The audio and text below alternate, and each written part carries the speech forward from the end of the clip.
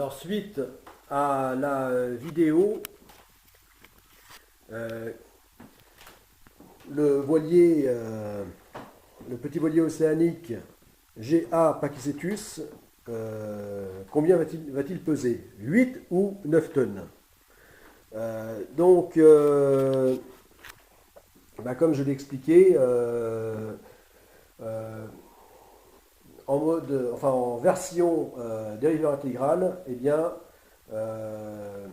étant passé maintenant définitivement en version intégrale, ou revenu plutôt, puisque j'avais commencé à le construire dans cette version, eh bien, c'est 8 tonnes. Voilà, c'est bien 8 tonnes. Et non 9 comme c'était parti pour l'être lorsque j'étais venu à la version, j'étais passé à la version Kiar. Mais maintenant étant au stade quasi 0% de la construction, au tout début de la construction, eh bien, il est encore temps pour que je puisse revenir à la version dériveur intégrale. Donc,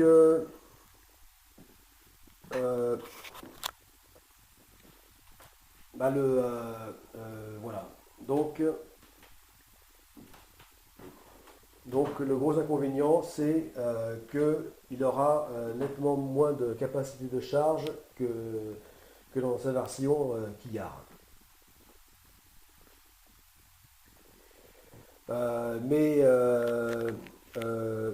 Donc là, je parlais, oui, que à cause de ça, euh, même dans sa version Kiar, qui pour sa taille offrait une capacité de charge énorme, hein, puisque là c'est de charge dans les 3 tonnes, eh bien, comme ceci me paraissait toujours insuffisant par rapport à l'immensité de la navigation pour laquelle il est prévu, et bien, donc j'étais passé à l'option du Chatham 60, hein, long de 18 mètres. Donc, beaucoup plus gros que le Chatham Extreme 330 de 10 mètres.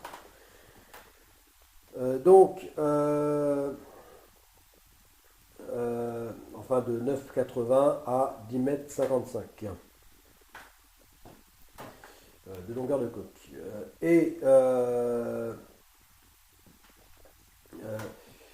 Donc le Chatham 60 avec ses 18 mètres de longueur de coque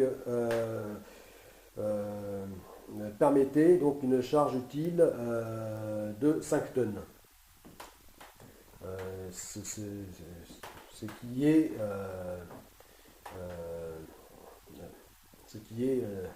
nettement plus que les 3 tonnes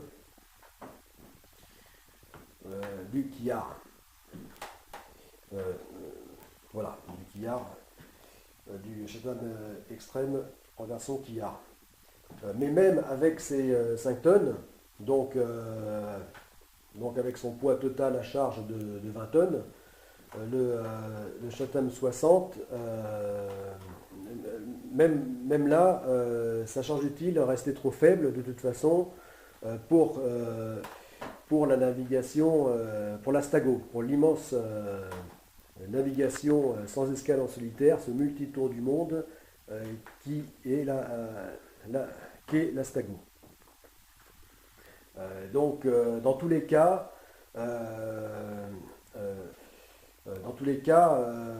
un avitaillement en mer, régulier, en haute mer, est indispensable pour cette immense navigation, ce qui fait qu'en fait, cette histoire de charge utile, dans le contexte de l'Astago, est un faux problème. Puisque puisque de fait l'avitaillement étant indispensable, sauf à passer à une taille de voilier beaucoup plus importante, donc de passer à un voilier de 24 mètres, donc non seulement beaucoup plus grand, mais en plus beaucoup plus lourd, c'est-à-dire un voilier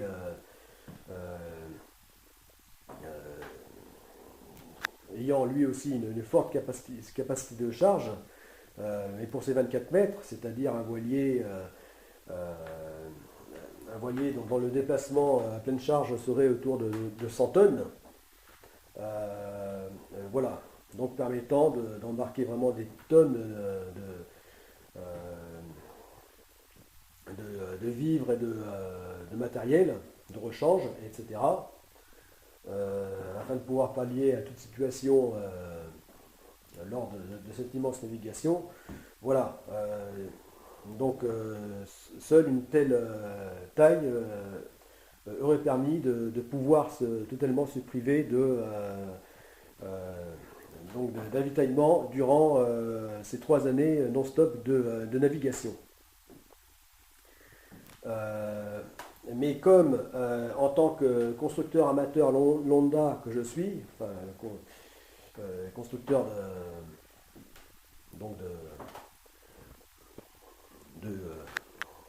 d'un voilier, eh bien, évidemment, ça n'est pas pensable, voilà, de construire un voilier de cette taille, hein, un navire long autour de 24 mètres et d'un déplacement de 100 tonnes, hein, puisque là, c'est des moyens qui deviennent conséquents et qu'en général, seuls peuvent faire des chantiers professionnels, hein, puisque là, ça devient énorme. Ne pouvant construire qu'un voilier dit normal, donc un petit voilier, eh bien, donc je n'ai pas d'autre choix pour cette navigation dans le cadre de cette navigation hors norme, hors catégorie, toute catégorie, eh bien, donc là, je n'ai pas le choix que de compenser cette relative faible charge utile par faible capacité de charge par bien qu'on fait pour le 10 mètres, elle soit déjà très importante, cette charge, elle soit déjà énorme, hein, pour même de 2 à 3 tonnes pour un 10 mètres, c'est un voilier de 10 mètres, c'est beaucoup. Eh bien, donc, je n'ai pas d'autre possibilité que passer, de faire avec un système d'avitaillement. D'avitaillement en haute mer, régulier. Bon, là, je pense à régulier surtout que donc assez fréquent, puisque tous les 2 mois, un avitaillement bimensuel. Donc ça en ferait une vingtaine sur les 40 mois. Bimensuel, du fait que déjà assurer l'avitaillement en vivres et en matériel, si nécessaire, en rechange, et surtout, en plus, pour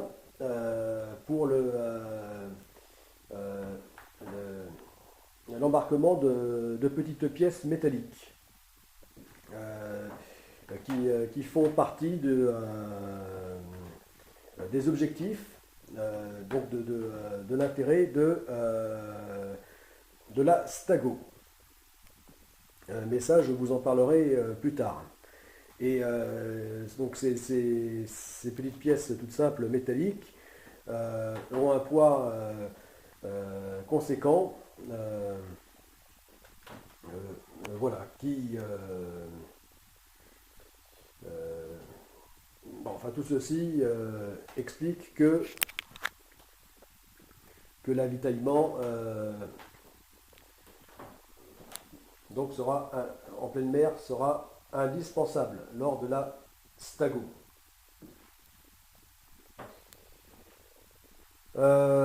Voilà. Donc, par contre, l'avantage, c'est que, enfin l'avantage en mode, en version qu'il y a, non, en version dériveur intégrale, eh bien, c'est que il pourra, enfin, il sera adapté pour pouvoir servir d'embarcation annexe. Donc après la Stago, il sera embarqué donc, sur le grand navire d'exploration de la seconde phase du projet Godessark, donc le GA Mayacetus. Donc il fera partie des multiples annexes, donc des embarcations embarquées, des tenders, donc de ce gigantesque voilier, hein, de ce grand navire d'exploration, long de 180 mètres.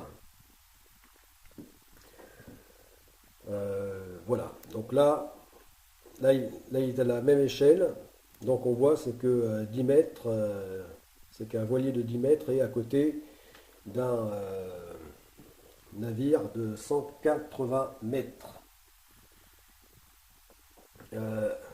Avec donc son immense voile, puisque lui aussi sera un véritable voilier, donc l'unique et immense voile, donc voile épaisse et télescopique, donc voile gonflable, donc un système assez futuriste de gréement. Et donc la surface de cette voile sera d'un demi-hectare, même un hectare si l'on compte les deux faces. Mais ça ne sera pas de trop pour propulser les 18 000 tonnes donc, de Godessark Mayacetus, qui enfin propulser ces 18 000 tonnes. Voilà. Donc les points noirs que l'on voit et orange là, eh bien, ça représente les personnes, hein, pour donner une échelle. Voilà, mais bon, là ça concerne la seconde phase du projet Godessark, où là il s'agira du même itinéraire de navigation, donc lors de la seconde phase, mais là non plus en solitaire, mais au contraire dans une très grande équipe. Donc avec comme navire base donc le Godessark Mayacetus, accompagné de son sister ship Godessark Angulo-Cetus.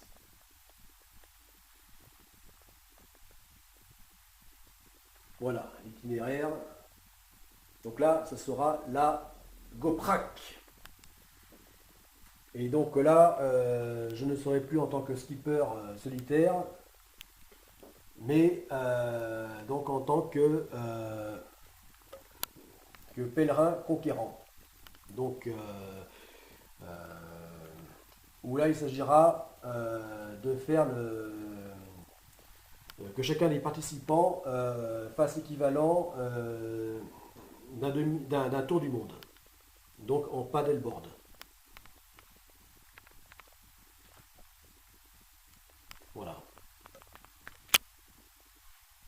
cause du soleil, on ne voit rien.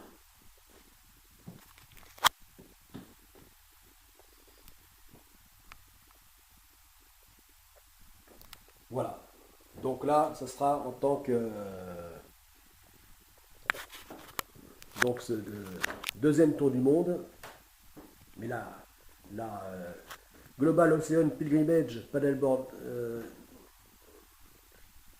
Race Accent Challenge, là, se fera donc en une grande équipe et donc plusieurs, donc déjà un demi-millier de personnes sur chacun des deux grands navires et plusieurs personnes, voire quelques dizaines de personnes en tant que conquérant pèlerin dont je ferai partie. Voilà. Bon, je stoppe. On avait passé le quart d'heure.